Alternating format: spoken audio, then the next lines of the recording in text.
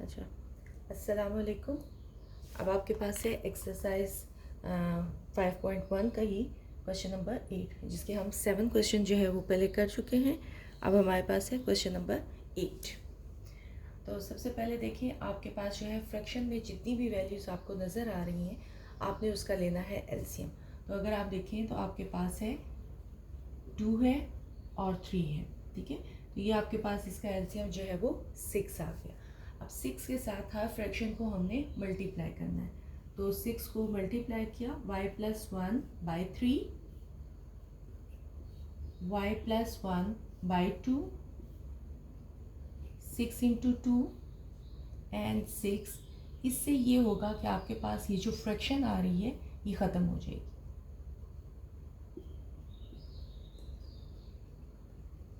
आपके पास रह जाएगा 2y+1 plus 3y+1, 12 and 3y+3।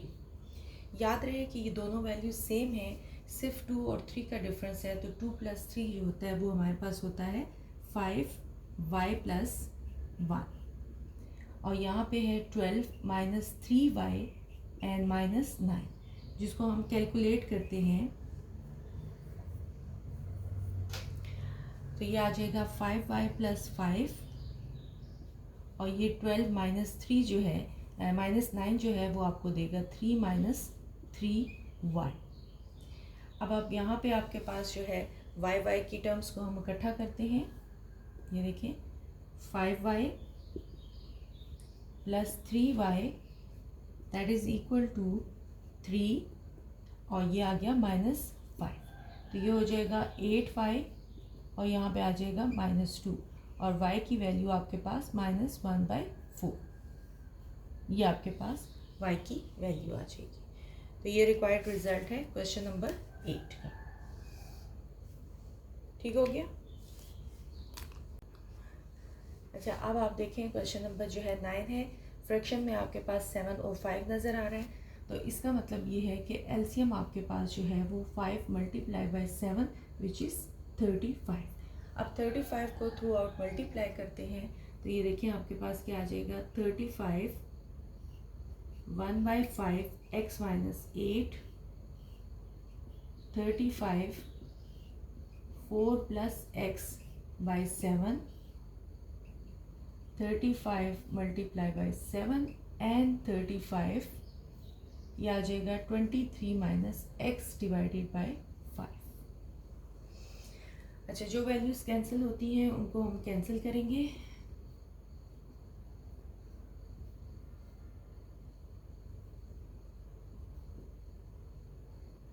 Seven into x - 8, 5 4 + x, 35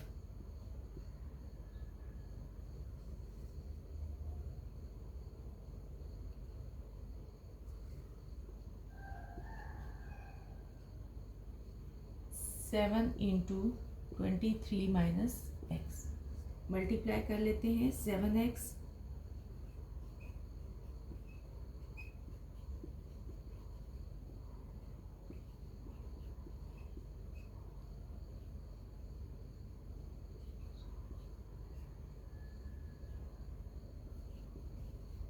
अब हम लाइक टर्म्स को अरेंज कर लेते हैं।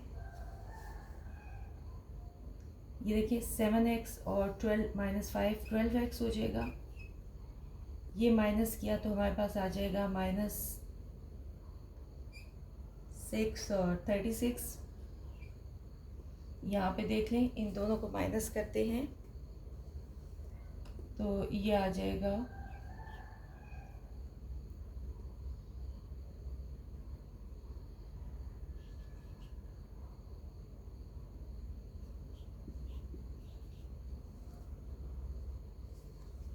अब हमने x को इधर लेके आना है। 12x - 7x, 84 बल्कि +36, ये आ जाएगा 5x that is equal to,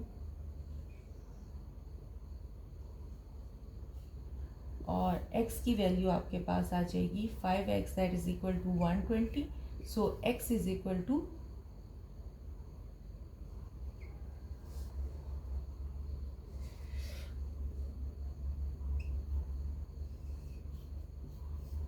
ठीक हो गया। तो ये आपके पास इसका रिक्वायर्ड रिजल्ट है। अच्छा, अब आप देखें आपके पास क्वेश्चन नंबर जो है 10 में वेरिएबल जो है वो फ्रैक्शन में पड़ा हुआ है। तो आपने इससे परेशान नहीं होना, क्योंकि y तो आपके पास है 2, 6 और 4 का आपने एलसीएम जो है वो ले लेना है, और जो कि आपके पास 12 आएगा। ठीक है, अगर आप एलसीएम लेते हो तो वो क्या है, 2 है, 4 है और 6 है। ठीक है, तो इसका एलसीएम आपके पास 12 आ जाएगा। तो अब जब 12 आता है तो हम इसको कैलकुलेट कर लेते हैं, हर वैल्यू के साथ 12 को मल्टीप्लाई कर देते हैं। यहाँ पे देखिए,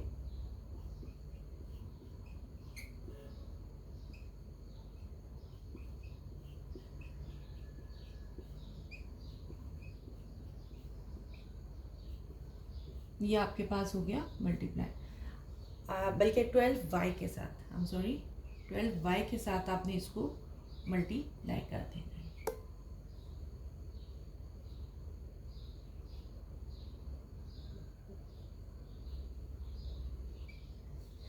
अच्छा, अब चूंकि आपके पास एलसीएम जो है वो y तो है ही है, और साथ में हमने 4, 6 इसका लिया, तो ये आपके पास क्या हो जाएगा, 12y।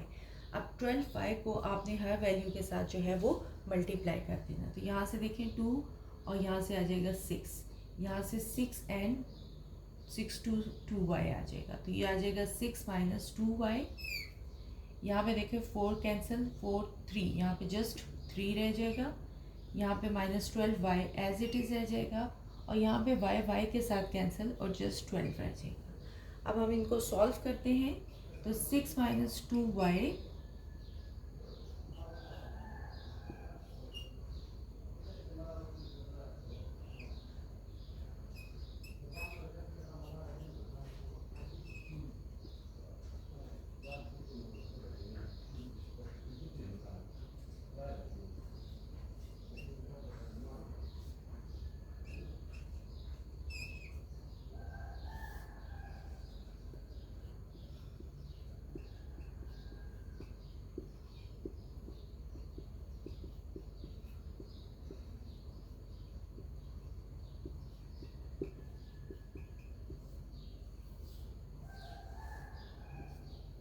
ये आपके पास इसका रिक्वायर्ड आंसर आ गया कैलकुलेशन के बाद। ठीक हो गया। अच्छा, अब अगर आप देखें तो आपके पास जो है इसमें डेसिमल फ्रैक्शन आ रही है। आप डेसिमल फ्रैक्शन को हटा भी सकते हैं बाय टेकिंग, यानी हम इसको कर दें, अगर ये डेसिमल पॉइंट हटाया तो हमारे पास एक डिजिट आगे 10 आ जाएगा, और 10 को हमने थ्रू आउट सारी वैल्यूज़ के साथ मल्टीप्लाई कर दिया तो आपके पास रिक्वायर्ड वैल्यू आ जाएगी। तो हम इसी तरीके से अगर इसे कर लें, और हम डायरेक्टली कैलकुलेटर से भी इसको कर सकते हैं। अब हमारे पास एक्सप्रेशन जो है वो कुछ इस तरीके से बन गई है।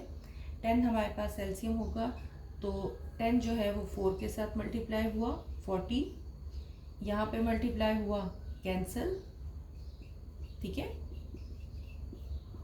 और यहाँ पे आ जाएगा 10 मल्टीप्लाई बाय 7।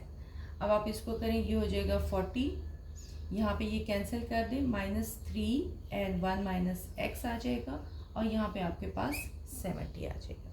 कैलकुलेट कर लेते हैं, 40 minus 3 plus 3x that is equal to 70। अब यहाँ से आपने इनको माइनस किया तो ये आ जाएगा 37, एंड ये आ गया आपके पास। अब इसको कैलकुलेट करते हैं, इसको उठा के उधर लेके गए, 3x 70 minus 37 that is equal, ये आ जाएगा आपके पास 33। तो रिक्वायर्ड रिजल्ट देखें, 3x that is equal to 33। तो ये डिवाइड जब हम करेंगे तो ये हमारे पास क्या आ जाएगा, 11। तो ये 11 आपके पास इसका रिक्वायर्ड रिजल्ट है। अच्छा, अगर आप इस क्वेश्चन में देखें तो सब आपके पास जो है वो डेसिमल फ्रैक्शन है। आप इसको डेसिमल फ्रैक्शन के हिसाब से अगर कैलकुलेट करना चाहें तो ये देखें 0.5x, और यहाँ पे आ जाएगा 0.2x that is equal to 6.3। अब इनको हम जब ऐड करते हैं तो ये हमारे पास आ जाएगा 0.7x, और यहाँ पे आपके पास 6.3 आ जाएगा। अगर मैं इसका डेसिमल पॉइंट दोनों तरफ से हटाती हूँ तो ये देखिए मैंने डेसिमल पॉइंट हटाया, 7x बाई 10 हो जाएगा, और यहाँ पे 63/10 हो जाएगा। ये 10 खुद के साथ ही कैंसिल हो जाएगा, आपके पास रह जाएगा 63/7, जो कि आपको आंसर देगा 9। तो ये आपके पास इसका रिक्वायर्ड रिजल्ट है। अगर आप चाहें तो यहाँ पे भी पॉइंट को हटा के 10 कर दें, यहाँ पे भी पॉइंट को हटा के 10 कर दें और यहाँ पे भी पॉइंट को हटा के 10 कर दें, और उसके बाद जो है आप इसका 10 को कैंसिल कर सकते हैं। तो आपके पास डेसिमल हट जाएंगे, एग्जैक्टली 5, 2 और 63 जो है वो रह जाएगा। ठीक है, तो आपकी मर्ज़ी, आप ऐसे करना चाहते हो या आप जो है वो पहले से ही उसकी डेसिमल फ्रैक्शन को ख़त्म करते हैं। अब क्वेश्चन नंबर जो है वो आपके पास 13 है। वैसे ही है आपके पास, लाइक टर्म्स को आपने अरेंज कर लेना है। ये आ जाएगा 1.3x एंड माइनस 0.3x। यहाँ से आप ले लें -1.5 एंड प्लस 0.2। आप कैलकुलेटर से इन वैल्यूज़ को सॉल्व कर सकते हो। 1.3 और माइनस ये आपको 1 देगा। ठीक हो गया, तो ये आपके पास आ जाएगा, जिसे हम कहते हैं 1x, या हम इसको जस्ट x भी लिख सकते हैं। और सेकंड देखें, आपके पास अगर फ्रैक्शन नहीं हटाते तो 1.5 माइनस 0.2 कर दें तो वो आपके पास जो है वो आ जाएगा रिज़ल्ट -1.3। ठीक हो गया, तो -1.3 इसका रिक्वायर्ड रिजल्ट हो। ठीक हो गया, तो ये आपका है क्वेश्चन नंबर 13।